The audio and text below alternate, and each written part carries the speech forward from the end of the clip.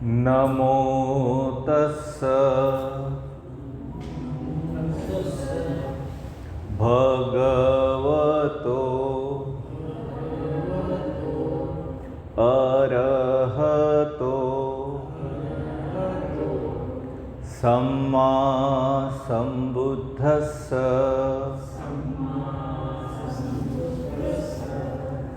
नमो तस्स भगवतो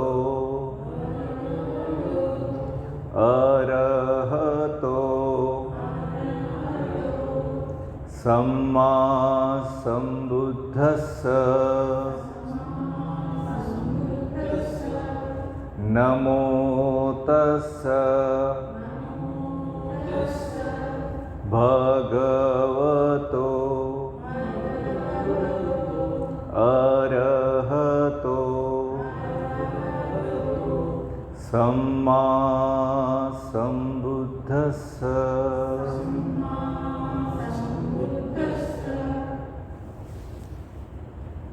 साधना का 8वां दिन पूरा हुआ। अब गंभीरतापूर्वक निरंतर साधना करने के लिए केवल कल का दिन बचा है, एक ही दिन, तो उसका अच्छे से उपयोग करेंगे। सभी साधकों की साधना अच्छी हो रही है। आज हम मध्यम निकाय का 44वां सूत्र, जिसका नाम है चूड़वेदल्ल सूत्र, वह पढ़ेंगे। चूड़वेदल्ल सूत्र एक भिक्षुणी और उसका पूर्व पति, भिक्षुणी बनने से पहले उसका जो पति था, उन दोनों के बीच में एक संवाद है। बिहार राज्य को भगवान के काल में मगध कहते थे, मगध है ना। उसी से जो भाषा थी उसका नाम, पाली भाषा का नाम ये भी है मागधी। वहाँ जो भाषा बोली जाती थी मागधी है ना। और जो जैनों के ग्रंथ है वो अर्धमागधी में है, वो वहीं बोली जाती थी, मागधी और अर्धमागधी। तो मगध का जो राजा था वो बिंबिसार राजा था, और उसने भगवान को और भिक्षु संघ को, उसका एक उद्यान था, उसका नाम था वेणुवन। वेणुवन मतलब बाम्बू का गार्डन था, वो उसको दान दिया था। वो बाम्बू का गार्डन ऐसे ही बहुत बड़ा था, जैसे बुद्धवन बड़ा है वैसे। उसमें एक विभाग ऐसा था जिसमें बहुत सारी गिलहरियाँ थी। गिलहरी समझते हैं ना, खारुताई बोलते हैं उसको मराठी में, स्क्विरल। तो उसको पाली में बोलते हैं कलंदक, कलंदक निवाप। तो कलंदक निवाप में भगवान का कुटिया बनी हुई थी। जहाँ भी भगवान रहते हैं उसे मूलगंध कुटी बोलते हैं, मूलगंध कुटी, जहाँ भी भगवान रहते हैं। तो मूलगंध कुटी कलंदक निवाप में बनी हुई थी। उस समय की ये कहानी है। भगवान राजगृह में रहते थे। राजगृह उस समय बिहार की राजधानी थी, जो बोधगया से 80 किलोमीटर दूर है। बोधगया कभी गए आप तो राजगृह जाएंगे तो आपको वो वेणुवन भी देखने को मिलेगा। तो उस समय ये धम्मदिन्ना नाम की जो स्त्री थी, उसका विवाह विशाख नाम के व्यापारी से हुआ था, विशाख। और वह विशाख जो है वो भगवान का प्रवचन सुन के साधना करके श्रोतापन्न हो गया। बिंबिसार राजा का वो मित्र था। बिंबिसार राजा भगवान के शिष्य थे, तो वो विशाख भी भगवान का शिष्य बन गया और रोज भगवान का प्रवचन सुनने के लिए जाने लगा। फिर और गहरी उसकी साधना हुई और फिर वो अनागामी बन गया। अनागामी बन गया तो उसकी काम वासना नष्ट हो गई। जिस दिन वो अनागामी बना, वो वेणुवन में, उस दिन वो घर आया तो रोज वो घर आता था तो वो ये जो धम्मदिन्ना उसकी बीवी है वो उसको हाथ पकड़ के घर में लेके जाती थी और दोनों साथ में खाना खाते थे और फिर सो जाते थे। तो वो अनागामी बन गया, उसकी वासना बिल्कुल कम हो गई। तो वो उस दिन घर में आया तो धम्मदिन्ना ने हाथ आगे किया तो उसने हाथ बढ़ाया ही नहीं आगे, ठीक है, और चुपचाप उसने खाना ले लिया, अकेले ही खा लिया। और जिस बेडरूम में, जिस शयन घर में वो सोते थे, वहाँ सोने के लिए नहीं गया, दूसरी कोई खोली रूम उसने साफ की और वहाँ सोने के लिए चला। तो धम्मदिन्ना ने उसे पूछा कि आप आज ऐसा क्यों कर रहे हो? तो उसने कहा कि भाई ऐसे ऐसे मैं अनागामी बन गया हूँ, तो तुम अब मुझे कोई संसार में रुचि नहीं रही, आप मुझे भिक्षु बनने की सम्मति दे दो। तो धम्मदिन्ना को भी बहुत गहरी रुचि धर्म में थी और वो खुद भी भिक्षुनी बनना चाहती थी, लेकिन उसके मन में डर था कि अपना पति क्या कहेगा, मैं अगर भिक्षुनी बनना चाहूँगी तो पति क्या कहेगा। तो ये बात सुनकर वो बोली कि स्वामी, मैं भी भिक्षुनी बनना चाहती हूँ, मुझे बहुत पहले से इच्छा थी भिक्षुनी बनने की, लेकिन आपका क्या होगा सोचकर मैं ये इच्छा प्रकट नहीं कर पा रही थी। तो विशाख ने कहा ठीक है, अगर मुझसे पहले तेरे में इच्छा उत्पन्न हुई है तो मैं घर देखूंगा, तू भिक्षुनी बन जा। और वो भिक्षुनी बन गई धम्मदिन्ना भिक्षुनी बन गई और भगवान के पास जाके उसने साधना की, और साधना की तो वो अरहंत बन गई, अपने पति से आगे निकल गई, अरहंत बन गई, पूरी तरह से वो मुक्त हो गई, विमुक्त हो गई। तो ये जो पति है विशाख वो अनागामी है और उसकी पत्नी अब अरहंत बन गई है। तो ये जो अनागामी विशाख है वो उससे मिलने के लिए जाता है, भगवान के आश्रम में जाता है, वेणुवन में। जब भगवान कलंदक निवास में विहार कर रहे हैं तो उसी वेणुवन में कहीं भिक्षुनी निवास है, भिक्षुनियों का निवास है। तो वहाँ जाके वो उससे मिलता है विशाख और कुछ सवाल करता है धर्म के बारे में, क्योंकि विशाख अनागामी है और धम्मदिन्ना उससे एक स्तर आगे बढ़ गई है, एक स्टेज आगे बढ़ गई है, अरहंत हो गई है, पूरी तरह से विमुक्त हो गई है। तो अब विशाख उसे सवाल करता है। क्या सवाल करता है? अब वो अरहंत है, भिक्षुनी है, तो उसको आर्य कह के पुकारता है, ठीक है। आर्या मतलब जो मुक्त हो गई है ऐसी स्त्री। आर्य, ये सक्काय कहते हैं, ये क्या है? सक्काय मतलब जिसे हम मैं समझते हैं, हमारा शरीर और मन है ना, जिसे हम मैं समझते हैं उसे ही सक्काय कहा गया। काया मतलब शरीर और सक्काय मतलब काया के साथ जो कुछ भी है, मन। तो धम्मदिन्ना जवाब देती है, जिसे सक्काय कहते हैं, जिसे मैं मेरा कहते हैं, वो 5 चीज़ों से मिलकर बना है। रूप स्कंद मतलब ये शरीर, रूप उपादान स्कंद, सिर्फ स्कंद नहीं कहती, उसके साथ चिपका है मन का, तो उसे उपादान स्कंद कहा गया। रूप उपादान स्कंद मतलब शरीर और उसके साथ जो चिपका है वो। फिर वेदना उपादान स्कंद, जो भी मन में फीलिंग होती है और बॉडी पे सेंसेशन होता है उसे वेदना उपादान स्कंद कहा गया, क्योंकि उसके बाद वेदना भी है, उसके बाद चिपकाव भी है। फिर संज्ञा उपादान स्कंद, मन का वो हिस्सा जो वेदना को सुखद या दुखद बोलता है उसे कहा गया संज्ञा उपादान स्कंद। फिर संस्कार उपादान स्कंध, मन का वो हिस्सा जो प्रतिक्रिया करता है, चाहिए नहीं चाहिए, उसे कहा गया संस्कार उपादान स्कंध। और इन सब चीज़ों को जो जानता है उसे कहा विज्ञान उपादान स्कंध। तो जिसे मैं मेरा कहते हैं, सक्काय कहते हैं, वो 5 चीज़ों से बना है। रूप मतलब शरीर, वेदना, संज्ञा, संस्कार और विज्ञान, ये 5 उपादान स्कंध। तो इसके आगे वो सवाल करता है, सत्काय समुदय। सत्काय समुदय समुदय बोलते हैं। सत्काय समुदय किसे बोलते हैं?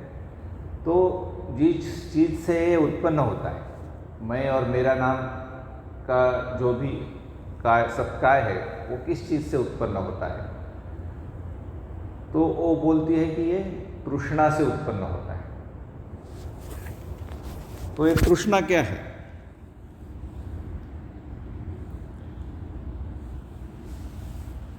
तृष्णा जो है वो बार बार उत्पन्न होने के स्वभाव वाली है। बार बार वेदना उत्पन्न होती है तो उसके ऊपर सुखद होगी तो चाहिए और दुखद होगी तो नहीं चाहिए, ऐसा ये बार बार कहती है। राग रंजन, लोभ करती है, आनंद से संयुक्त रहने वाली, मज़ा लेती है, जो भी संवेदना होती है सुखद संवेदना का मज़ा लेती है, दुखद संवेदना को भी भोगती है। कभी यहाँ का कभी वहाँ का रस चख चख कर अभिनंदन करती रहने वाली, मतलब दुनिया में हर चीज़ हम देखते हैं, हर चीज़ पर हम चाहिए या नहीं चाहिए की प्रतिक्रिया करते हैं। कोई आदमी मिल गया, कोई घटना घट गई, कुछ भी हुआ जीवन में, तरह तरह के जीवन में हमें अनुभव आते रहते हैं। कोई अनुभव हमें अच्छा लगता है, कोई अनुभव हमें अच्छा नहीं लगता। दोनों तरफ हम तृष्णा जगाते हैं। जो अच्छा लगता है उसे पकड़े रखने की कोशिश करते हैं, जो अच्छा नहीं लगता उसे दूर ढकेलने की कोशिश करते हैं। तो चाहे मनचाही घटना हो, चाहे मन के विरुद्ध घटना हो, किसी न किसी प्रकार की तृष्णा हम जगाते ही है। इसलिए उसे कहा गया तत्र तत्राभिनंदिनी। जहाँ जहाँ जाती है वहाँ वहाँ वो कुछ न कुछ पकड़ के बैठती है। यह है। और तृष्णा के 3 प्रकार है। काम तृष्णा, मतलब काम तृष्णा मतलब कुछ चाहिए कुछ चाहिए कुछ चाहिए का भाव, जो लोभ है। भव तृष्णा मतलब ये मुझे चाहिए, इसमें मैं बना रहूं, ये है भव तृष्णा। और विभव तृष्णा मतलब ये नहीं चाहिए, ये नहीं चाहिए, नहीं चाहिए, और मैं भी नहीं रहूं, मैं भी नहीं रहूं मतलब जब दुनिया में बहुत दुख होता है तो किसी किसी को तो आत्महत्या करने की इच्छा होती है, खुदकुशी करने की इच्छा होती है, इतनी बढ़ती है। ऐसा न हो, ऐसा न हो, ये जो तृष्णा है इसे विभव तृष्णा कहा। ऐसा हो इसे काम तृष्णा कहा। और इसमें मैं बना रहूं, है ना। जब कोई कहता है सब नष्ट हो जाएगा लेकिन तू तो कायम रहेगा, तू आत्मा है, तो हमको वो फिलॉसफी बड़ी अच्छी लगती है, वो तत्वज्ञान हमें बड़ा अच्छा लगता है, क्योंकि उसमें एक मैं बना रहता है। हाँ, मरण तो होगा लेकिन मैं बना रहूँगा। तो वो फिलॉसफी क्यों अच्छी लगती है? क्योंकि उसमें एक भव तृष्णा जागती है कि हाँ मैं तो कायम रहूँगी, मैं तो कायम रहूँगा। ठीक है। तो इस प्रकार के 3 प्रकार की तृष्णा है, काम तृष्णा, भव तृष्णा और विभव तृष्णा। इसी को भगवान ने सत्काय समुदय कहा है। ये जो मैं मेरा बनता है शरीर और मन, इसी तृष्णा के कारण वो बनता है। तो आगे सवाल करता है विशाख धम्मदिन्ना को, अरे सत्काय निरोध कहा जाता है, भगवान ने किसे सत्काय निरोध कहा गया है? मैं मेरा कैसे नष्ट होता है, सत्काय निरोध कैसे होता है? तो धम्मदिन्ना कहती है, आयुष्मान विशाख, जो उसी तृष्णा का नितांत मतलब बिना बचे हुए, तृष्णा बचती ही नहीं, विराग, उसमें कोई लोभ नहीं रहता, उसका निरोध होता है, उसको त्याग देते हैं, प्रति निस्सर्ग उसको उल्टा कर देते हैं, मुक्ति होते है उससे छूट जाते हैं, अनाल है, उसको कोई घर रहने को नहीं देते, तृष्णा को जगह नहीं देते अपने मन में। इसी को भगवान ने सत्काय निरोध कहा है। और आगे विशाख पूछता है, अरे सत्काय निरोधगामिनी प्रतिपदा, मतलब इस तृष्णा को नष्ट करने वाला रास्ता, इस तृष्णा के नष्टता की ओर जाने वाला रास्ता, उसको बोलेंगे सत्काय निरोधगामिनी प्रतिपदा। कहते हैं भगवान ने किसे सत्काय निरोधगामिनी प्रतिपदा बोला है? पद मतलब पैर रखते हैं, एक पैर रखा, दूसरा पैर रखा, तीसरा पैर रखा, तो ये चलने का रास्ता है, उसे प्रतिपदा बोलते हैं। निरोधगामिनी, निरोध मतलब नष्ट होना, और गामिनी मतलब जाने वाली, मतलब तृष्णा के नष्टता के ओर जाने वाला जो रास्ता है उसे बोलते हैं सक्काय निरोधगामिनी प्रतिपदा। तो भगवान ने कौन सा रास्ता बताया है ऐसा? तो धम्मदिन्ना बोलती है आयुष्मान विशाख आर्य अष्टांगिक मार्ग को भगवान ने सक्काय निरोधगामिनी प्रतिपदा कहा है। आर्य अष्टांगिक मार्ग हम सभी जानते हैं, भगवान ने 8 अंगों वाला धर्म बताया है। क्या है 8 अंग? सम्यक दृष्टि, सम्यक संकल्प, सम्यक वाणी, सम्यक कर्मांत, सम्यक आजीविका, सम्यक व्यायाम, सम्यक स्मृति और सम्यक समाधि। सम्यक दृष्टि क्या है? दुख है, इसे जानते हैं। दुख का कारण तृष्णा है, ये भी जानते हैं। और तृष्णा का निरोध होगा तो दुख का निरोध होगा। तृष्णा नष्ट होगी तो दुख भी नष्ट हो जाएगा, ये भी जानते हैं। और इस तृष्णा को नष्ट करने का उपाय यह 8 अंगों वाला मार्ग है, ये भी जानते हैं। इसी को सम्यक दृष्टि कहा गया। और फिर जो अनित्य है, जो कुछ भी हमारे जीवन में अनुभव होता है वो अनित्य है, बदलने वाला है, उसे बदलने वाला है, यह जानते हैं। जो दुख है, जो कुछ भी अनुभव होता है वो शाश्वत नहीं है। चाहे वो कुछ देर के लिए हमें सुखद लगता होगा, लेकिन वो बाद में दुखद में ही परिवर्तित होता है, बदलता ही। तो जो दुख है उसे दुख है ऐसा जानते हैं। जो मैं नहीं, मेरा नहीं, हर अनुभव हमें जो आता है और हमारा जो शरीर है और हमारा ये मन है, इसके स्वामी हम नहीं हैं। ये प्रकृति का भाग है और ये बदलते रहता है, इसमें कोई शाश्वत चीज़, परमानेंट चीज़ नहीं है। इसलिए ये अनात्म है। संस्कृत में और आजकल की हर भारतीय भाषा में, चाहे तेलुगु हो, हिंदी हो, मराठी हो, तमिल हो, मलयालम हो, उसे अनात्म बोलते हैं।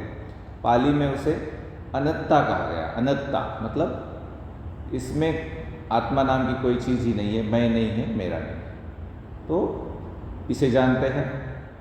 और फिर जो सुंदर नहीं है, जैसे कि हमारा शरीर, इसमें सारी गंदगी भरी पड़ी है, उसे ये सुंदर नहीं है, इसे जानते हैं। यह भी एक सम्यक दृष्टि है। और फिर सम्यक संकल्प। सम्यक संकल्प क्या है? निखमा संकल्पो,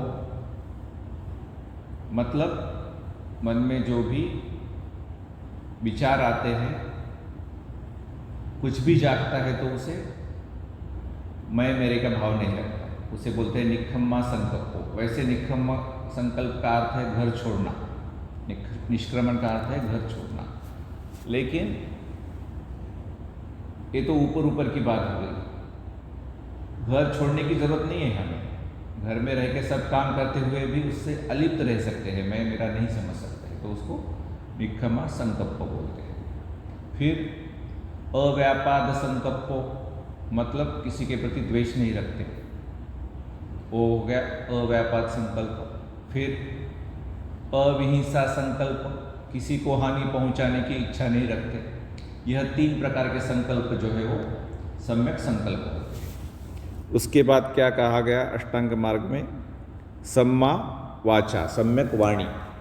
तो वाणी कैसी होनी चाहिए? देखो,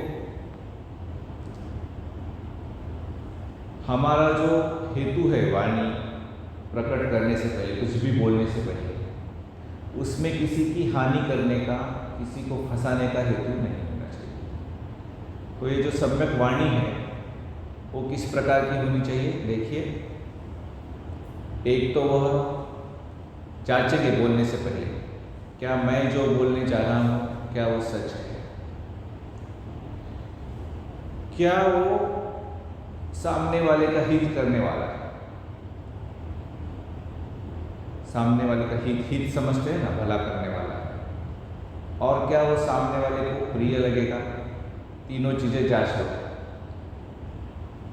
अगर मैं जो बोल रहा हूँ सच है, जो मैं बोल रहा हूँ वो सामने वाले का हित करने वाला है और सामने वाले को प्रिय भी लगने वाला है, तो ऐसी वाणी जरूर बोलनी चाहिए। ठीक है। फिर सच भी है, सामने वाले को प्रिय भी लगेगा, लेकिन वो बोलने से सामने वाले का भला नहीं होगा, कुछ तो नुकसान होगा, तो ऐसा सच नहीं बोलना चाहिए। ठीक है, बहुत बार हम ऐसा सच बोल देते हैं और देखो मैंने क्या झूठ बोला, मैंने तो सच बोला, उसको गुस्सा आ गया, मैं क्या करूं, ऐसा बोलते हैं। तो भगवान कहते हैं भाई सच है, लेकिन उससे सामने वाले का भला नहीं होने वाला है, चाहे उसे प्रिय लगे, तो ऐसी वाणी नहीं बोलनी चाहिए सच होकर के। और सच है और सामने वाले का भला भी नहीं होने वाला और सामने वाले को अच्छा भी नहीं लगने वाला, तो ऐसी वाणी बोलने की कोई जरूरत नहीं सच होकर के। जैसे कोई मरने वाला है, उसको कैंसर है, उसके जाके बोल दिया कि तेरे को कैंसर है, क्या जरूरत है बोलने की, ऐसी वाणी नहीं बोलनी चाहिए, ऐसा भगवान ने कहा। फिर सच है, सामने वाले को अच्छी नहीं लगने वाली है, लेकिन उसका उसमें भला है ना। जैसे कोई एग्जाम में फेल हो गया, अब ये सच है और सामने वाले को बुरा भी लगेगा, लेकिन हम बताएंगे नहीं तो उसको पता कैसे चलेगा, उसको बताने में उसका भला है, तो समय देखकर वो वाणी बोलेंगे। ठीक है, सच है, उसको बुरा लगेगा सुनकर, लेकिन उसको बताने में उसका भला है, तो ऐसी वाणी बोलेंगे, समय देखकर बोलेंगे। ठीक है, ऐसा नहीं कि 4 लोगों में कह दो तू फेल हो गया, है ना, उसको बाजू में ले जाकर उसको बोल सकते हैं। ठीक है, 4 लोगों में जाके ऐसी वाणी नहीं बोलनी चाहिए। और फिर ऐसी वाणी होगी जो झूठ है और सामने वाले को तो अच्छी लगेगी, झूठी प्रशंसा कर दो किसी की, उसको अच्छा लगेगा। ठीक है, लेकिन उसमें उसका कोई भला नहीं है। ठीक है, तो ऐसी वाणी नहीं बोलनी चाहिए। फिर कोई बात है वो झूठी है और सामने वाले का भला भी नहीं करेगी और सामने वाले को बुरी भी लगेगी। किसी के ऊपर झूठा आरोप कर दिया, उसमें उसका कुछ भला नहीं है, उसमें उसको अच्छा भी नहीं लगेगा और वो बात झूठ भी है, तो वो बात भी नहीं कहनी चाहिए। तो ऐसे भगवान ने बोला है, मतलब ऐसा नहीं है कि सच है बोल के कहीं भी कुछ भी बोल दो। ठीक है, सच को भी देखना है, सामने वाले को प्रिय लगेगा कि नहीं और उसमें उसका भला है कि नहीं, तभी बोलेंगे। प्रिय नहीं लगेगा लेकिन उसमें भला है, तो उसको एक और ले जाके उसको बोलेंगे, 4 लोगों में उसको नहीं बोलेंगे, प्रसंग देखकर बोलेंगे। इसी को सम्यक वाणी कहा गया। फिर सम्यक कर्मांत शब्द का प्रयोग क्यों किया गया? क्योंकि कर्म 3 तरह के होते हैं। एक तो होता है मन का कर्म, दूसरा होता है वाणी का कर्म और तीसरा होता है शरीर का कर्म। तो सबसे पहले मन का कर्म जागता है, फिर वो वाणी पर प्रकट होता है, फिर हम शरीर से कर्म करते हैं, तो वो लास्ट में आता है, अंत में आता है, इसीलिए उसे कर्मांत बोला गया। सम्यक कर्मांत क्या है? सम्यक कर्मांत, किसी प्राणी की हत्या नहीं करेंगे, जानबूझकर नहीं करेंगे। गृहस्थ जीवन में क्या होता है कि कभी कभी हत्या हो जाती है, इसीलिए सुत्त निपात में भगवान ने बोला है कि भिक्षुओं का जीवन बड़ा पवित्र होता है, गृहस्थ जीवन उतना पवित्र नहीं हो सकता। तो कभी कभी शील टूट ही जाता है, तो जानबूझकर शील नहीं तोड़ेंगे, प्राणी की हत्या जानबूझकर नहीं करेंगे, किसी की जानबूझकर चोरी नहीं करेंगे, जानबूझकर व्यभिचार नहीं करेंगे, अपने पति को या अपनी पत्नी को छोड़कर किसी के साथ हम शरीर का संबंध नहीं रखेंगे जानबूझकर।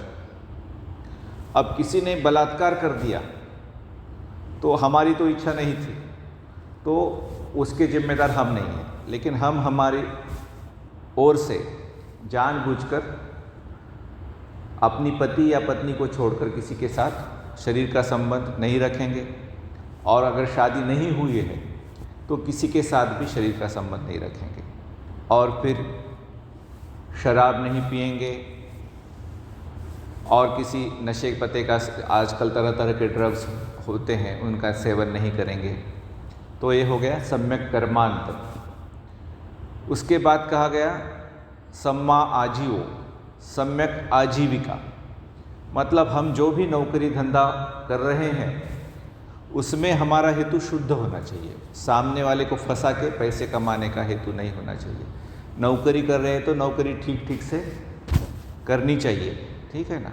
बहुत बार होते हैं गवर्नमेंट सर्वेंट ऐसे होते हैं, गवर्नमेंट सर्वेंट का क्या होता है कि काम करो या ना करो तनख्वाह तो मिल ही जाती है, तो वो काम नहीं करते। तो ऐसा नहीं करना चाहिए, काम अपना ईमानदारी से करना चाहिए। और अगर कोई धंधा व्यापार कर रहे हैं तो उसमें ग्राहक को फंसाना नहीं चाहिए। और भगवान ने ये फिर कहा कि जानवरों को बेचने का व्यापार मत करो, क्योंकि जो बेच के जाएगा वो काटेगा उसको। शस्त्रों का व्यापार मत करो, क्योंकि जो शस्त्र लेके जाएगा वो किसी को मार देगा। और फिर विष का व्यापार मत करो, जो विष खरीदेगा वो या तो आत्महत्या करेगा या किसी को विष खिलाएगा, वो मारेगा। तो ये सब चीज़ों से दूर रहेंगे तो ये सम्यक आजीविका हो गई। फिर सम्यक व्यायाम। सम्यक व्यायाम क्या है? जीवन में हम देखेंगे अपने अंदर जो बुराइयां हैं उसे बाहर निकालेंगे। अभी हमको तरीका आ गया बाहर निकालने का, ध्यान करते हैं, उसमें रिलैक्स स्टेप करते हैं तो बुराई कम होने लगती है अपने मन की। और जो बुराइयां हमारे अंदर नहीं है उसे आने नहीं देंगे। जब मन में विचार आते हैं और रिकॉग्नाइज करके उस विचार को वहीं छोड़ देते हैं तो नई बुराई मन में आने नहीं देते। ये दूसरा सम्यक व्यायाम हो गया। तीसरा सम्यक व्यायाम हो गया, जो हमारे भीतर ऑलरेडी अच्छाइयाँ है उसको हम कम नहीं होने देते। तो जब ध्यान करते हैं मंगल, मैत्री, करुणा, मुदिता, उपेक्षा कर रहे हैं या सांस का ध्यान कर रहे हैं, तो हम हमारे अंदर जो पहले से अच्छाइयाँ हैं उसको कायम रख रहे हैं और बार बार ध्यान कर रहे हैं तो उन अच्छाइयों को बढ़ा भी रहे हैं। जो हमारे अंदर अच्छाइयाँ नहीं थी, चौथा व्यायाम है, जो अंदर हमारे अच्छाइयाँ नहीं हैं उनको हम अंदर लाएं। तो ये जो साधना करते हैं, साधना शिविर करते हैं, दान देते हैं, तो हमारे अंदर पहले जो अच्छाइयाँ नहीं थी उसको हम हमारे अंदर लाते हैं। इसी को सम्यक व्यायाम कहा गया, पाली में कहा गया सम्मा वायाम। फिर सम्मा सती। सम्मा सती क्या है? ये जो हम शरीर को देखते हैं, शरीर का ध्यान कर रहे हैं और उसमें राग और लोभ नहीं रख रहे, हम फीलिंग्स देख रहे हैं, बॉडी सेंसेशंस देख रहे हैं, वेदनाओं का ध्यान कर रहे हैं और उसमें राग और लोभ नहीं रखते। फिर मन को देख रहे हैं और उसमें राग और लोभ मन के प्रति नहीं रखते। फिर मन में जो भी जागता है, निवरण जागता है, बोधजंग जागता है, कोई विचार जागता है, तो उसको भी देख रहे हैं और राग लोभ नहीं कर रहे हैं। तो इसी को सम्मा सती कहा गया। और बनते बिमलारम सिंह कहते हैं कि मन का विषय कैसे बदलता है, एक विषय से मन दूसरे विषय की ओर कैसे जाता है, इसे देखते हैं, वह भी एक होश है हमारा, है ना। इसी को भी सती कहा गया। फिर 8वां अंग है धर्म का सम्मा समाधि। तो बैठे बैठे हम ध्यान कर रहे हैं तो समाधि लग जाती है। पहले वितर्क भी चलते हैं, विचार भी चलते हैं, मन में प्रीति जागती है, शरीर में सुख जागता है, फिर भी चित्त एकाग्र है। ये पहला ध्यान हो गया, यह भी एक सम्यक समाधि है। फिर विचार नष्ट होते हैं, विचार कम हो जाते हैं, वितर्क कम हो जाते हैं, मन में प्रीति रहती है, शरीर में सुख रहता है और चित्त की एकाग्रता है। ये है दूसरा ध्यान। फिर तीसरा ध्यान, मन की प्रीति चली जाती है, मन एकदम शांत हो जाता है, लेकिन शरीर में सुखद संवेदना चलती है और चित्त की एकाग्रता है और समता है। तो यह तीसरा ध्यान हो गया। चौथे ध्यान में क्या होता है? शरीर का भी सुखद वेदना है वो चली जाती है, शरीर भी एकदम शांत हो जाता है, मन भी शांत हो जाता है और चित्त की एकाग्रता है और समता है। यह है चौथा ध्यान। और आगे के जो ध्यान है, जो आकाश में फैलता है, फिर विज्ञान पूरी जगह फैलता है, फिर सब शून्य लगता है, और फिर एकदम मन शांत हो जाते, संज्ञा भी कमज़ोर हो जाती है, संज्ञा, और फिर संज्ञा रुक जाती है और वेदना भी रुक जाती है। ये सभी चौथे ध्यान के रूप है, और संज्ञा और वेदना रुक जाती है, उसे निरोध समापत्ति कहते हैं। तो ये सब सम्यक समाधि में आता है। सम्मा समाधि ये धर्म का 8वां अंग है। इस तरह 8 अंगों वाला ये धर्म का मार्ग भगवान ने बताया है। इसी से तृष्णा का निरोध होता है, और जब तृष्णा का निरोध होगा तो ये मैं मेरा वेता नहीं होगा। ऐसा धम्मदिन्ना ने अपने पूर्वपति को विशाख को बताया। अब विशाख उसे पूछता है उपादान क्या है, और क्या उपादान ही उपादान स्कंध है, या उपादान और उपादान स्कंध भिन्न भिन्न है। उपादान का मतलब चिपकाव, दान का मतलब देना, अदान मतलब नहीं देना, मतलब उसको छोड़ना नहीं, और उपादान मतलब हम छोड़ते नहीं है किसी चीज़ को, तो वो हमारे पास रहती है, हमारे उसके पास चिपकाव पैदा होता है, चिपकाव को उपादान कहा गया। और उपादान स्कंध मतलब ये जो 5 स्कंध बताए गए, रूप स्कंध मतलब हमारा शरीर, वेदना उपादान स्कंध, और संज्ञा उपादान स्कंध, और संस्कार उपादान स्कंध, और विज्ञान उपादान स्कंध। तो ये उपादान और ये जो उपादान स्कंध है, ये एक ही है क्या, या अलग अलग है? अब ये जो लाइट है और ये जो बल्ब है, बल्ब और लाइट अलग अलग है ऐसा भी नहीं कह सकते, और बल्ब और लाइट एक ही है ऐसा भी नहीं कह सकते, है ना। कोई दिया होगा और उसका प्रकाश होगा, तो दिया और प्रकाश एक ही है ऐसा भी नहीं कह सकते, और दिया और प्रकाश अलग अलग है ऐसा भी नहीं कह सकते। उसी तरह ये जो चिपकाव है और ये जो मैं मेरा हम जिसे कहते हैं 5 स्कंध है, तो ये 5 उपादान स्कंध और उपादान ये एक ही है ऐसा भी नहीं कह सकते, और ये अलग अलग है ऐसा भी नहीं कह सकते। एक होगा तो दूसरा होगा ही उसके साथ, ठीक है। बल्ब होगा उसमें बिजली चलेगी तो लाइट होगी ही, दिया जलाएंगे तो प्रकाश होगा ही, लेकिन दिए को प्रकाश नहीं कहते और प्रकाश को दिया नहीं कहते, लेकिन वो एक साथ रहते हैं दोनों, तो इनको एक है ऐसा भी नहीं कह सकते और अलग अलग भी नहीं कह सकते। इस प्रकार इस सवाल का जवाब धम्मदिन्ना ने दिया। अब अगला सवाल वह करता है सक्काय दिट्ठी। सक्काय दिट्ठी मतलब सत्काय दृष्टि, ये क्या होती है? क्योंकि कोई आदमी जब श्रोतापन्न बनता है पहली बार निर्वाण का साक्षात्कार करने के बाद, तो उसकी ये सत्काय दृष्टि चली जाती है। तो धम्मदिन्ना जवाब देती है कोई ऐसा आदमी जिसने धर्म को सुना ही नहीं है ना, जो धर्म से भिन्न है, धर्म से दूर है, और जिसके संपर्क में धार्मिक लोग नहीं आए, संत लोग नहीं आए, श्रेष्ठ आर्य लोग नहीं आए, ऐसा व्यक्ति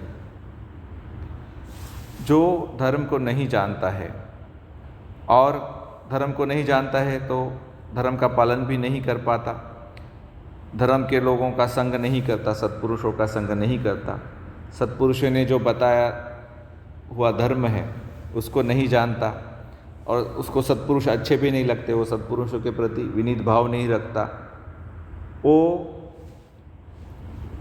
रूप को मैं समझता है या मैं को रूप समझता है, या आत्मा में रूप है ऐसा समझता है, या रूप में आत्मा है ऐसा समझता है। फिर उसी तरह वेदना को आत्मा समझता है, या आत्मा को वेदना समझता है, या फिर वेदना में आत्मा है ऐसा समझता है, या आत्मा में वेदना है ऐसा समझता है, या फिर संज्ञा को आत्मा समझता है या आत्मा को संज्ञा समझता है, या फिर संज्ञा में आत्मा है ऐसा समझता है, नहीं तो आत्मा में संज्ञा है ऐसा समझता है। फिर संस्कार को आत्मा समझता है या आत्मा को संस्कार समझता है, नहीं तो आत्मा में संस्कार है ऐसा समझता है, नहीं तो संस्कार में आत्मा है ऐसा समझता है। या फिर विज्ञान को विज्ञान ही आत्मा है ऐसा समझता है या आत्मा ही विज्ञान है ऐसा समझता है, या फिर विज्ञान में आत्मा है ऐसा समझता है या आत्मा में विज्ञान है ऐसा समझता है। मतलब कहीं ना कहीं आत्मा है ऐसे समझता है। तो उससे जो है इस शरीर में कुछ परमानेंट है, इस शरीर और मन में, ऐसी उसकी दृष्टि होती है।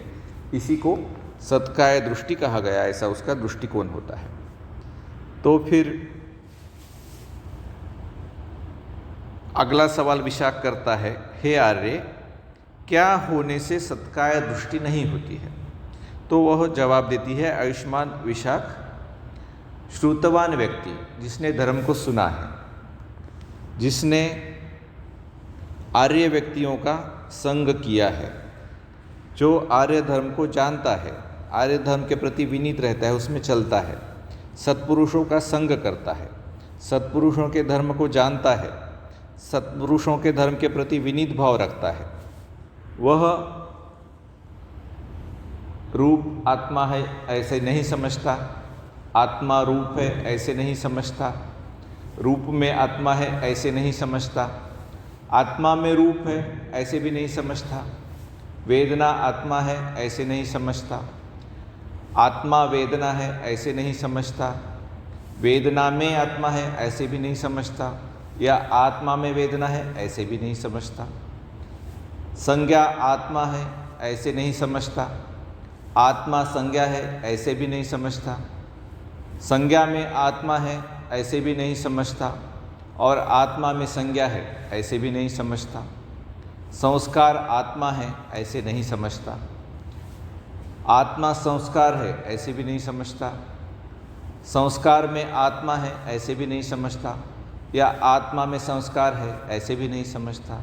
फिर विज्ञान आत्मा है ऐसे नहीं समझता, आत्मा विज्ञान है ऐसे नहीं समझता, विज्ञान में आत्मा है ऐसे नहीं समझता, और आत्मा में विज्ञान है ऐसे भी नहीं समझता। तो कहीं कुछ मैं है इन 5 स्कंधों में, ऐसे वो समझता नहीं, तो वह सत्काय दृष्टि उसकी नहीं होती, उसकी दृष्टि वो चली जाती है, उसका वो दृष्टिकोण चला जाता है। फिर आगे और एक बार वह पूछ लेता है कि आर्य अष्टांगिक मार्ग क्या है।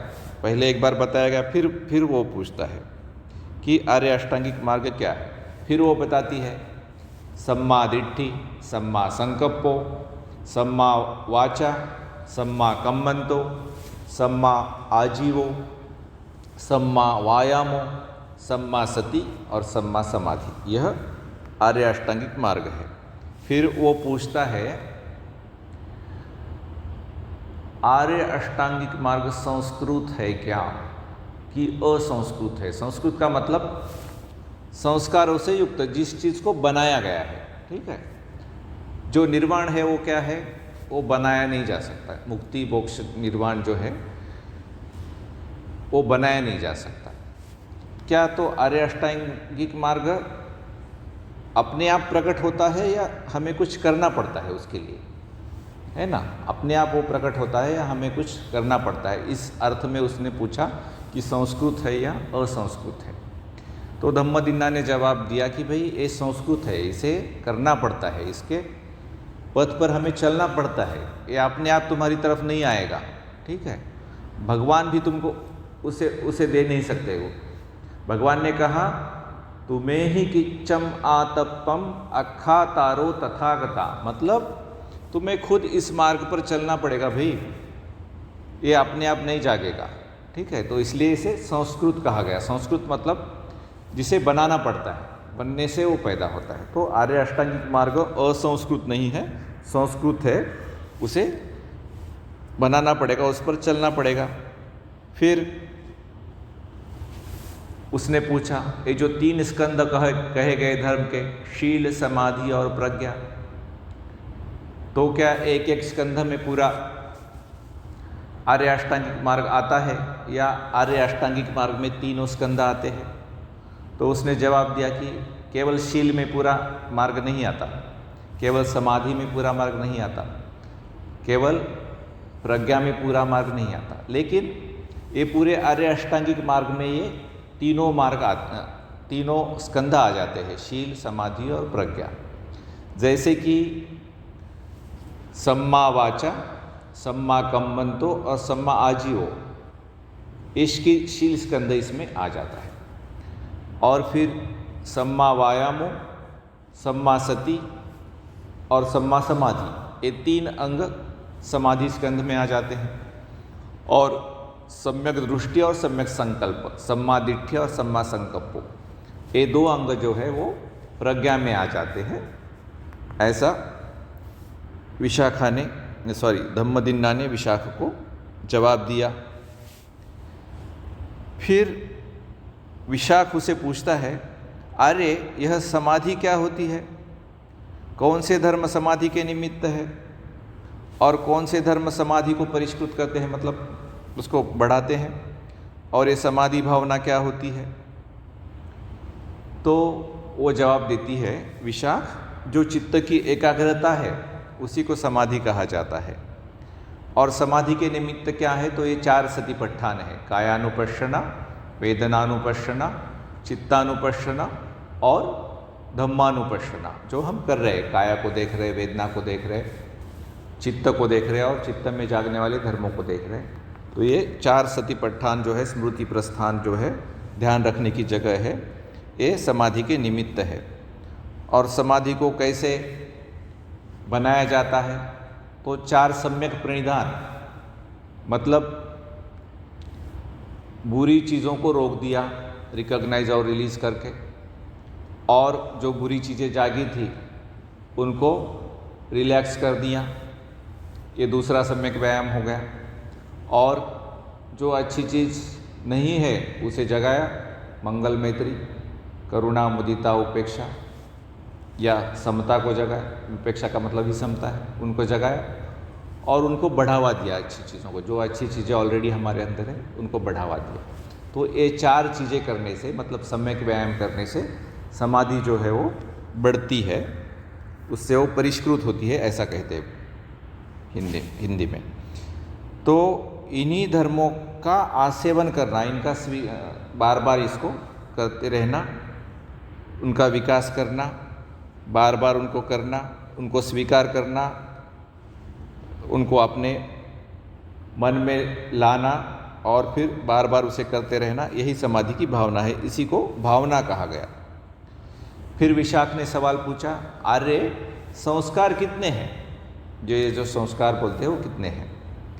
तो वो कहती है आयुष्मान विशाख, संस्कार 3 हैं, काया के संस्कार, वाणी के संस्कार और चित्त के संस्कार। तो विशाख ने सवाल पूछा, काया के संस्कार कौन से हैं, वाणी के संस्कार कौन से हैं और चित्त के संस्कार कौन से हैं? तो वो जवाब देती है, ये जो सांस आता है और सांस जाता है यह काया का संस्कार है, और ये जो मन में वितर्क और विचार आते हैं वो वाणी का संस्कार है, क्योंकि पहले वितर्क विचार मन में आएगा उसके बाद ही वाणी बोली जाती है, तो ये वाणी के संस्कार है। और ये जो वेदना है, फीलिंग और सेंसेशंस, और संज्ञा, उसका मूल्यांकन करने वाली, उसको सुखद दुखद कहने वाली, ये जो है वो मन के संस्कार है। तो विशाख उसे पूछता है धम्मदिन्ने, अरे सांस को काया का संस्कार क्यों कहा गया? तो बोलती है, सांस काया से संबंधित है, सांस से ही काया चलती है और काया से ही सांस चलता है, इसीलिए सांस को, आने जाने वाले सांस को काया का संस्कार कहा गया। और ये जो वाणी प्रकट होती है वो वितर्क और विचार के कारण ही वाणी प्रकट होती है, इसे वितर्क और विचार को वाणी का संस्कार बोला गया।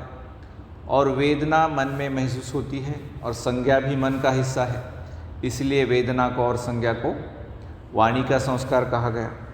इस प्रकार 3 संस्कार कहे गए। फिर आगे वह पूछता है कि यह जो संज्ञा और वेदना रुक जाते हैं, 9वां ध्यान है ना, हम क्वाइट माइंड में है तो 8वां ध्यान है। 9वें ध्यान में क्या होता है, मन रुक जाता है, संज्ञा और वेदना दोनों रुक जाते हैं। उसे पाली में कहा गया संज्ञा वेद ईत निरोध समापत्ति, है ना। ये कैसे होती है, ऐसा पूछ लिया उसने। तो वो कहती है जब इस तरह संज्ञा और वेदना रुक जाते हैं तो साधक को यह नहीं होता कि मैं संज्ञा वेदित निरोध समापत्ति अवस्था को प्राप्त करूँगा, ऐसा भाव उसके मन में नहीं आता। मैं संज्ञा वेदित निरोध समापत्ति को प्राप्त कर रहा हूँ, ऐसा भाव भी उसके मन में नहीं आता। और अभी मैं संज्ञा वेदित निरोध अवस्था में हूँ, ऐसा भाव भी उसके मन में नहीं आता। जो साधना वह कर रहा है उससे वह अपने आप हो जाता है। फिर वह पूछ लेता है कि इसमें जो मन रुक जाता है उसमें सबसे पहले क्या रुकता है, काया का संस्कार रुकता है, वाणी का संस्कार रुकता है, या चित्त का संस्कार पहले रुकता है। तो वह बोलती है सबसे पहले वाणी का संस्कार रुकता है, क्योंकि जब हम आगे आगे ध्यान में बढ़ते हैं तो पहले ध्यान में वितर्क और विचार थे, वही वाणी के संस्कार है। तो दूसरे ध्यान में ही वो चले जाते हैं, तो सबसे पहले वाणी के संस्कार रुक जाते हैं, निरुद्ध होते हैं। फिर काया के संस्कार निरुद्ध होते हैं, सांस रुक जाता है, जब मन रुक जाता है उससे पहले सांस रुक जाता है।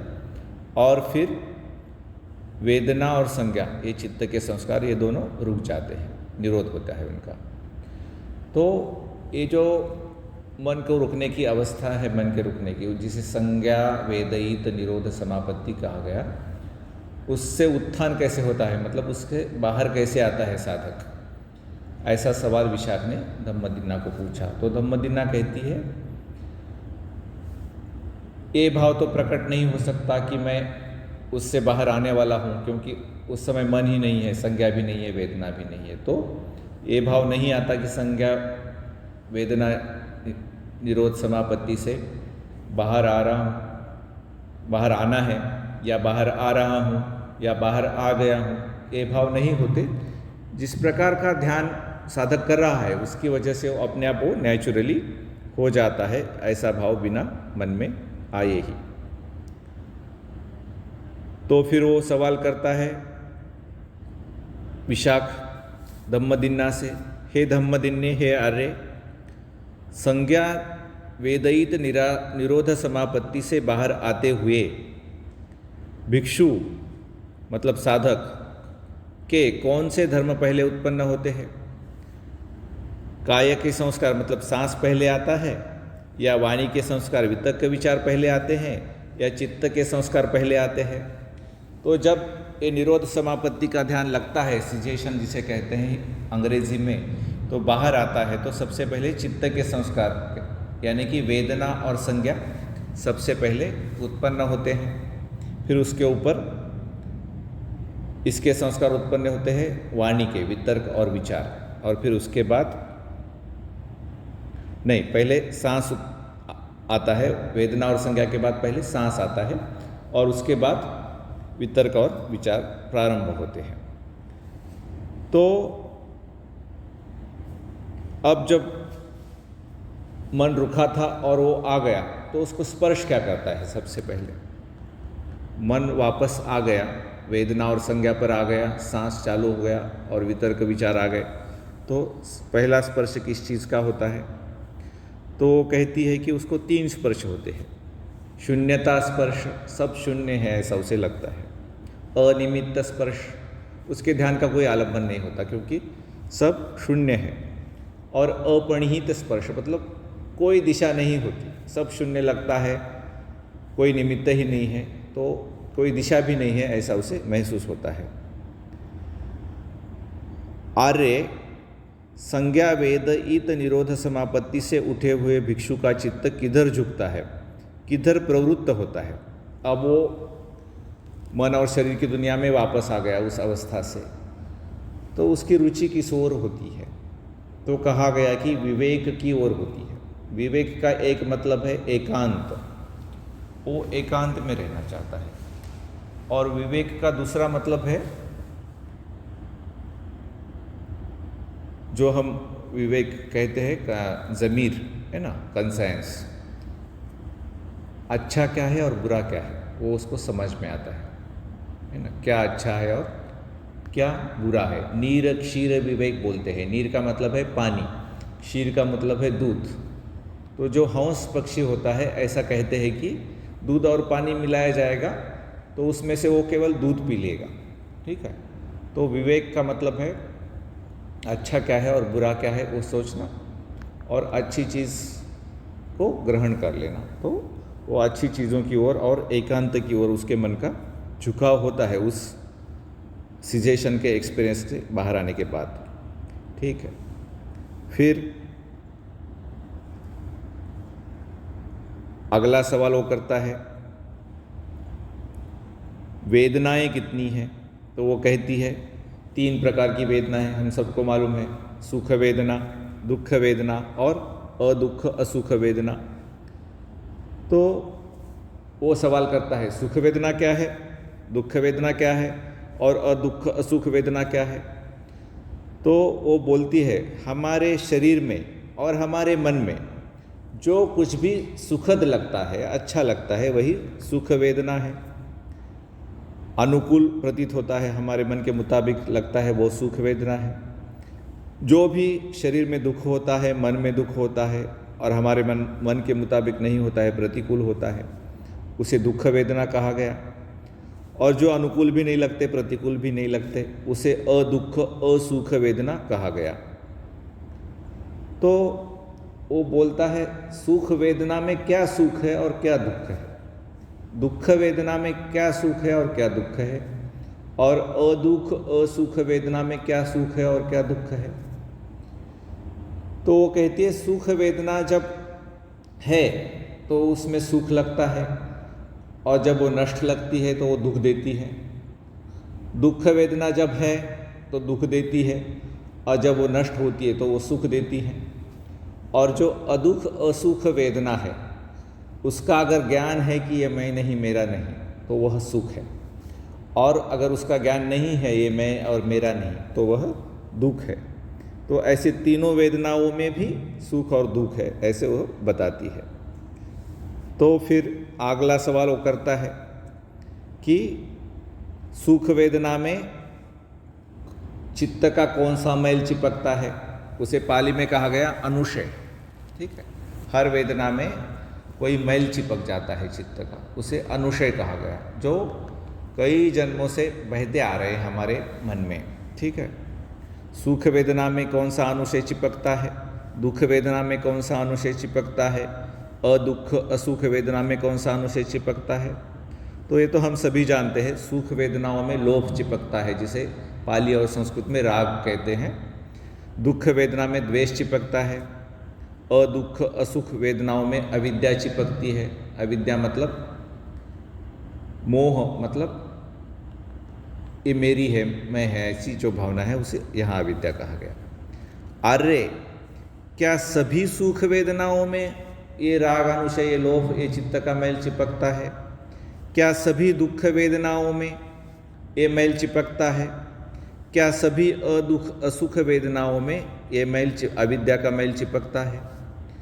तो वो कहती है नहीं।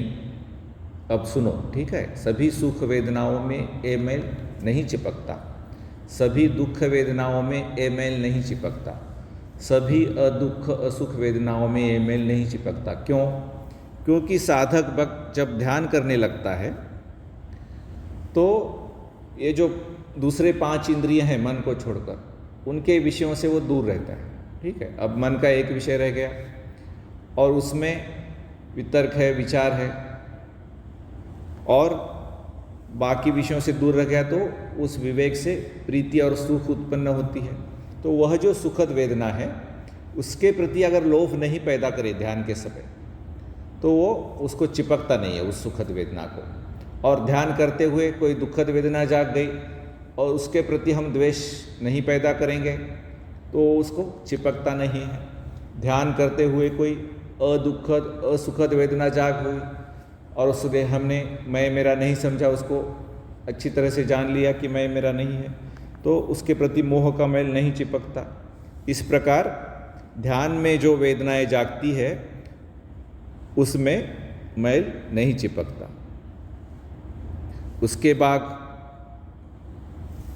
अब वो पूछता है सुख वेदना का जोड़ीदार कौन सा है, तो वो कहती है सुख वेदना का जोड़ीदार है दुख वेदना। फिर कहता है दुख वेदना का जोड़ीदार कौन सा है, उसे प्रतिभाग कहा गया हिंदी में और पाली में प्रतिभाग जोड़ीदार। तो वो कहती है दुख वेदना का जोड़ीदार सुख वेदना है। अदुख असुख वेदना का जोड़ीदार कौन सा है, अदुख असुख वेदना का जोड़ीदार मोह है, अविद्या है। अविद्या का जोड़ीदार क्या है, तो अविद्या को जब दूर करते हैं तो अविद्या के अपोजिट क्या है, तो अविद्या का जो अपोजिट जोड़ीदार है वो क्या है, विद्या है, मतलब हमारा ज्ञान। फिर ज्ञान के आगे क्या होता है, ज्ञान का जोड़ीदार क्या है, तो ज्ञान का जोड़ीदार है मुक्ति। हम विकारों से मुक्त होते हैं, ज्ञान की वजह से विमुक्ति, वह ज्ञान का जोड़ीदार है, विद्या का जोड़ीदार है। फिर वो पूछता है विमुक्ति का जोड़ीदार क्या है, जब मन विकारों से मुक्त होता है तो निर्वाण की प्राप्ति होती है, मतलब अब मन जलता नहीं तो मन हर बार राग में या लोभ में जलते रहता है। तो जब निर्वाण को प्राप्त करते हैं तो मन जलता नहीं। तो अब आगे वो पूछता है निर्वाण के आगे क्या है, निर्वाण का जोड़ीदार क्या है आगे, तो वो कहती है अरे अरे अरे तू क्या पूछ रहा है, सारी साधनाएं हम इसलिए कर रहे हैं कि निर्वाण प्राप्त हो, तो सवाल की सीमा तू लांघ गया है ना, सवाल की मर्यादा तू लांघ गया, सवाल की बॉर्डर तूने पार कर दी, सवाल की लिमिट तूने पार कर दी। तो इसके आगे सवाल नहीं किए जाते, क्योंकि भगवान की जो पूरी शिक्षा है वो है निर्वाण को प्राप्त करने के लिए। तो निर्वाण के आगे कुछ नहीं है, निर्वाण ही सब कुछ है। और मैंने ये जो सब कुछ तुझे बताया, अगर तुझको मुझ में विश्वास नहीं है तो भगवान के पास जाके पूछ, भगवान क्या बोलते हैं। तो विशाख भगवान के पास जाता है और कहता है कि देखो मैं तो धम्मदिन्ना के पास गया था और धम्मदिन्ना को मैंने ऐसे ऐसे सवाल पूछे और उसने मुझे ऐसे ऐसे जवाब दिए। तो भगवान कहते हैं अगर तू यही सवाल मुझसे पूछता तो मैं भी बिल्कुल ऐसे ही जवाब देता, इन्हीं प्रश्नों के यही उत्तर है, मैं भी ऐसे ही उत्तर इन प्रश्नों के देता। तो धम्मदिन्ना तो महाप्रज्ञावान है, उसे प्रज्ञा वाली भिक्षुओं में अग्र की उपाधि, अग्र प्रज्ञावती बोल के उपाधि मिल गई थी। उसकी प्रज्ञा बीनने वाली है, उसकी प्रज्ञा तेज है, वो महाप्रज्ञा वाली है। उसने जो कहा वो साधु साधु साधु, ऐसा भगवान ने कहा। भवतु सब मंगलम,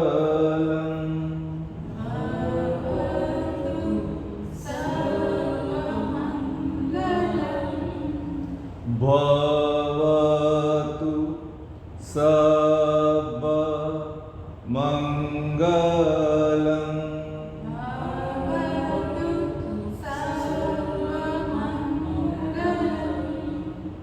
भवतु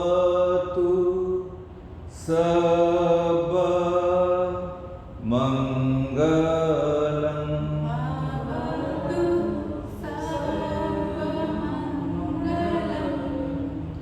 साधु साधु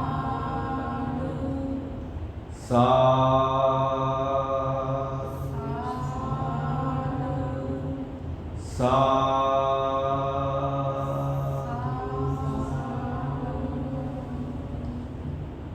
कोई सवाल है तो पूछ सकते हैं।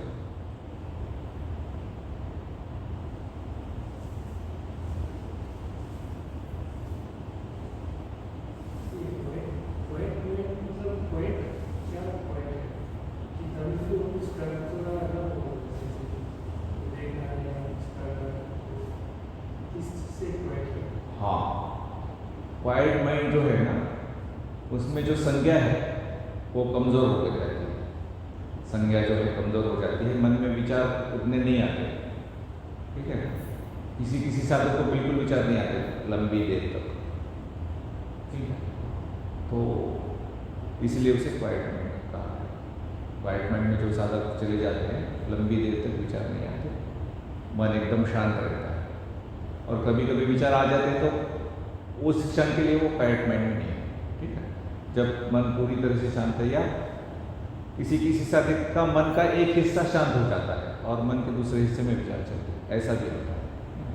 लेकिन संज्ञा बहुत कमज़ोर हो जाती है, वो किसी चीज़ को सुखद नहीं कहती, किसी चीज़ को दुखद नहीं कहती, बीच बीच में कहने लगती है, कभी कहती है कभी नहीं कहती है। तो उसे कहा गया नैव संज्ञा ना संज्ञायतन।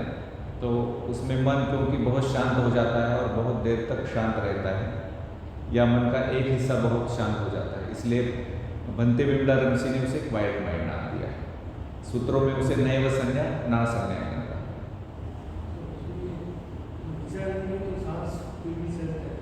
हाँ, सांस चलता है उसमें, सांस रुकता है और विचार भी रुकते हैं, तो फिर वो वेदना और संज्ञा उसमें रुक जाती है।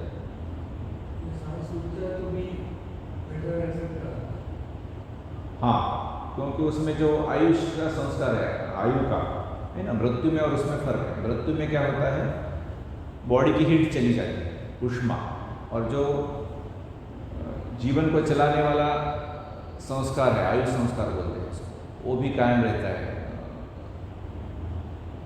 निरोध समापत्ति में। मृत्यु के समय वो भी चला जाता है, हीट भी चली जाती है, ऊष्मा और आयु संस्कार, और वेदना और संज्ञा भी रुक जाती है। लेकिन जो निरोध की अवस्था है उसमें सांस तो रुक जाता है, वेदना और संज्ञा तो रुक जाती है, लेकिन बॉडी में हीट रहती है, तो आयु संस्कार भी रहता है उसमें।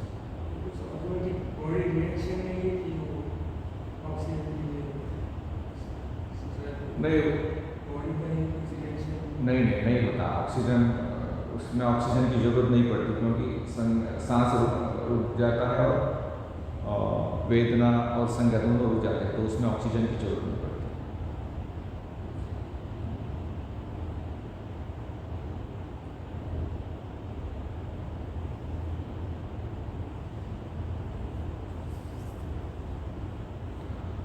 और कोई सवाल है?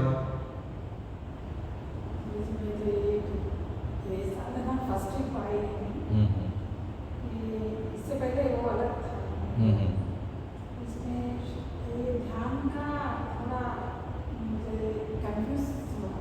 अच्छा, मतलब वो ध्यान करे या ये ध्यान करे, ऐसे हो रहा है क्या? अच्छा, उसमें आपको तय करना है, ठीक है। आप 1 साल ये ध्यान करके देखिए और 1 साल वो ध्यान करके देखिए, ठीक है, बिल्कुल। तो जो जिसमें आपको अच्छा लगेगा वो आप करो। अब ये शुरू किया है तो इसे 1 साल पूरा करो, ठीक है। 1 साल के बाद आपको लगेगा कि नहीं पहले वाला ही अच्छा था, तो पहले वाला।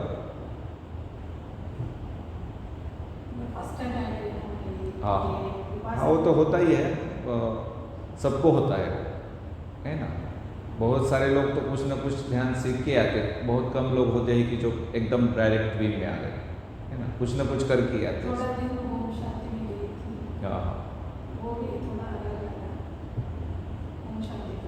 हाँ, ठीक है। तो आप 1 साल ये शमथ विपश्यना ध्यान है, इसको बोलते हैं हिंदी में शमथ विपश्यना, अंग्रेजी में ट्विन बोलते हैं।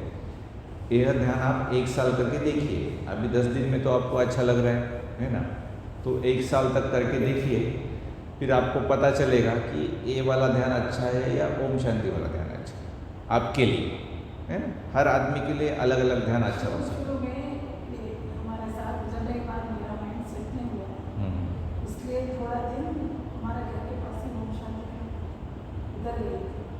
उधर से और हमारा बच्चा व्यस्त था, उन्होंने नहीं आया था, बापू चले गए, वो भी टेंशन से और ज़्यादा हुआ था। उन्होंने मेरे को योगा सीखी भेज दी, उन्होंने ऐसे पूछे,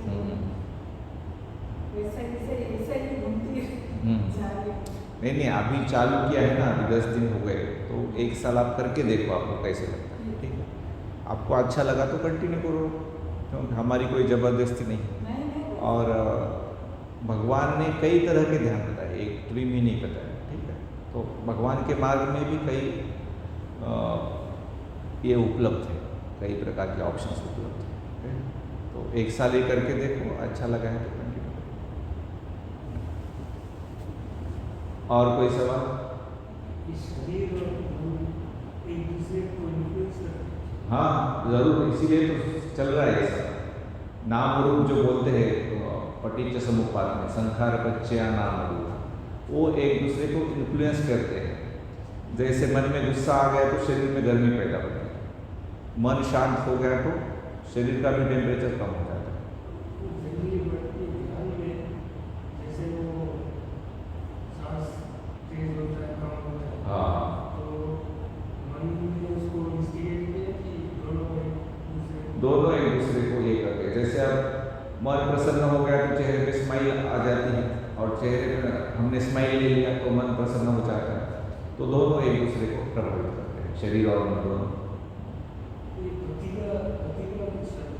प्रतीक का मतलब है द्वेष। हाँ, प्रतिघान से हो तो द्वेष मतलब एक प्रकार के तिरस्कार की भावना, घृणा जिसे बोलते हैं हिंदी में, घृणा, घी की भावना जो है उसमें अच्छा नहीं लगता, उसको प्रतीक बोलते हैं।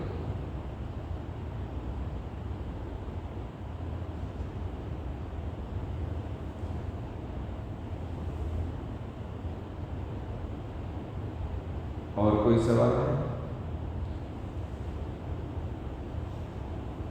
एक बात हमारे को ध्यान के बारे में समझना पड़ेगा। अभी आप 4 दिशाओं में ध्यान कर रहे हैं ना? हाँ, तो क्या है उसमें? बैठना है आपने और मन में मंगल भाव लाना है, स्माइल करना है, मंगल मैत्री मन में लानी है, और फिर पूरब की दिशा में जितने लोग हैं उन सबका मंगल हो ऐसी कामना करेंगे, मन वहाँ जा रहा है ऐसी कल्पना करेंगे। फिर दक्षिण की दिशा में मन लेके जाएंगे, दक्षिण दिशा में जितने लोग हैं सबका मंगल। पश्चिम दिशा में मन को लेके जाएंगे, पश्चिम दिशा में जितने लोग हैं सबका मंगल, ऐसी कामना करेंगे, है ना? और फिर उत्तर में, फिर नीचे, फिर ऊपर, और इस 6 दिशाएं एक बार हो गई, फिर सभी दिशा में मन जा रहा है और सबका मंगल हो, ऐसा भाव मन में जगाएंगे। प्रसन्नता, हाँ, ये जो मन की प्रसन्नता है, जैसे दिया यहाँ जलता है लेकिन उसका प्रकाश सब जगह फैलता है, वैसे मन की प्रसन्नता सब जगह फैल रही है, ऐसी कल्पना करके बैठे। और विचार आया मन में तो वो विचार मैं नहीं, मेरा नहीं समझ के उसको, उससे जो टेंशन मन में या शरीर में डेवलप हुआ है उसको ढीला करेंगे, रिलैक्स करेंगे और फिर वापस आ जाएंगे। यही साधना है। और जो कुछ अनुभव हो रहा है वो अपने आप जैसे जैसे हम रिलैक्स करते जाएंगे कि हम ये होगा कि अनात्म है, इसमें कुछ मैं कहने का कुछ नहीं है, मेरा कहने को कुछ नहीं है, ये अपने आप समझ में आते रहेगा।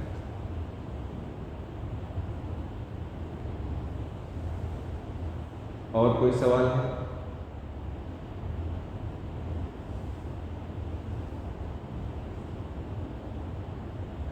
ठीक है, अभी कुछ देर विश्राम करेंगे और फिर थोड़ी देर ध्यान करेंगे।